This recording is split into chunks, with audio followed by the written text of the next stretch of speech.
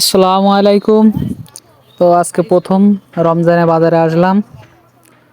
তো অনেকদিন পর বাজারে এসে দেখলাম বাজারের প্রত্যেকটা জিনিসেরই দাম অনেক পরিবর্তন। রোজা উপলক্ষে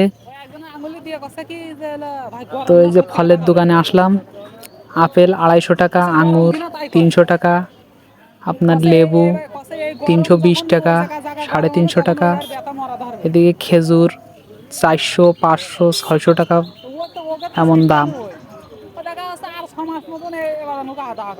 তো এইখান থেকে কিছু ফলমূল কিনলাম।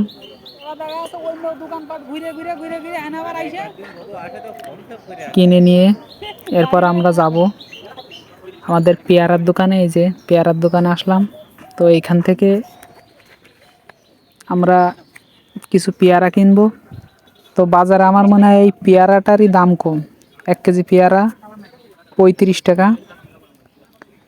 তো আমি দেখে বেছে নিয়ে 1 কেজি পেয়ারা কিনলাম। তো 1 কেজি পেয়ারা 35 টাকা। তো এটা কিনে এই যে নিলাম। নেওয়ার পরে এখন আমরা যাব বাজারের বিভিন্ন রকম আরও জিনিসপাতি দেখব। এরপরে কলার বাজারে আসলাম। কলার দোকানে আসার পরে কলা অন্য দিন থেকে আজকে আরও দাম বেশি। আজকে কলা বিক্রি হচ্ছে কেজি 70 টাকা। তারপরে দেখেন কি অবস্থা, কিছু কাঁচা কিছু পাকা, মনে হচ্ছে জোর করে পাকানো হয়েছে। তো 70 টাকা করে কলার বাজারের অবস্থা।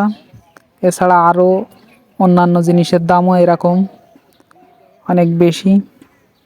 বাজারে প্রচুর পরিমাণে তরকারি এবং শাকসবজি, ফলমূল ইত্যাদি উঠেছে, কিন্তু দাম একটু বেশি। যেহেতু রমজান চলছে, সেহেতু রমজান উপলক্ষে আমাদের একটু দেশের ব্যবসায়ীরা আবার লাভ কম করে। তো যার কারণে তরকারির দাম একটু বেশি। বাজারে আরও খুব সুন্দর সুন্দর লাউ, বেগুন, আপনার ডাঁটা, লাল শাক, সব ধরনের তরকারি বাজারে ভরপুর রয়েছে। তো এরপর এখন আমরা যাব মাছের বাজারে। মাছের বাজারে এই যে চলে আসলাম। মাছের বাজারের অবস্থা মোটামুটি স্বাভাবিক।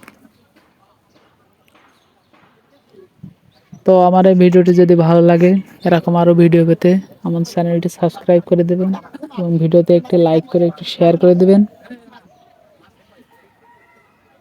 লাইক করলে, শেয়ার করলে, সাবস্ক্রাইব করলে যে ভিডিও বানায় তার ভিডিও বানানোর আর কি পরিকল্পনা বাড়ে।